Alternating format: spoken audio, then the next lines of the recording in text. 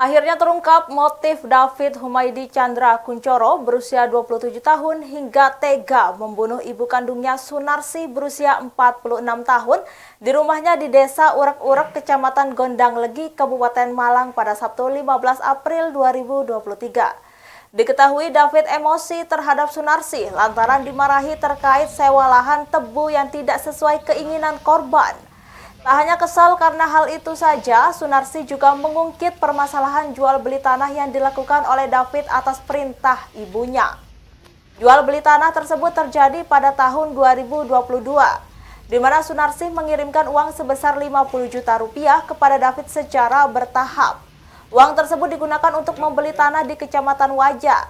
Namun saat ibunya tanya kepada David, uang tersebut tidak dirupakan tanah, melainkan uangnya dihabiskan, ujar Wakapolres Malang Kompol Wisnu Setiawan Kuncoro dalam pers rilis di Mapolres Malang Senin 17 April 2023. Dikatakan Wisnu sebelum terjadi pembunuhan, pada Jumat 14 April 2023 sempat terjadi cekcok pukul 8 waktu Indonesia Barat malam. Kemudian pertikaian antara David dengan Sunarsi kembali terjadi keesokan harinya pukul 10 waktu Indonesia Barat pagi. Wisnu melanjutkan, keesokan harinya korban kembali memarahi namun tidak digubris. Dijelaskan Wisnu, tersangka berhasil diamankan dalam waktu tidak lama setelah kejadian. Sementara itu David yang juga turut hadir dalam pers rilis mengatakan uang yang dikirim oleh ibunya sejak bekerja sebagai TKW di Hong Kong untuk membeli tanah memang telah dihabiskan.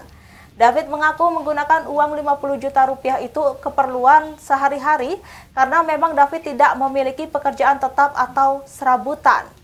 Akibat perlakuannya, David dikenakan pasal 44 ayat 3 Undang-Undang Nomor 23 Tahun 2004 tentang penghapusan kekerasan dalam rumah tangga dengan ancaman hukuman penjara 15 tahun dan denda 45 juta rupiah.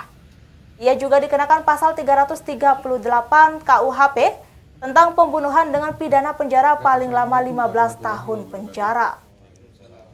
Selamat pagi, salam sejahtera untuk kita sekalian. Om Swastiastu, Namo Buddhaya. Tempatnya di dusun korban dengan tersangka merupakan ibu dan anak. Bisa kita tambahkan lagi ibu dan anak kandung. Ya, jadi ada cekcok di hari Jumat pukul 20.00.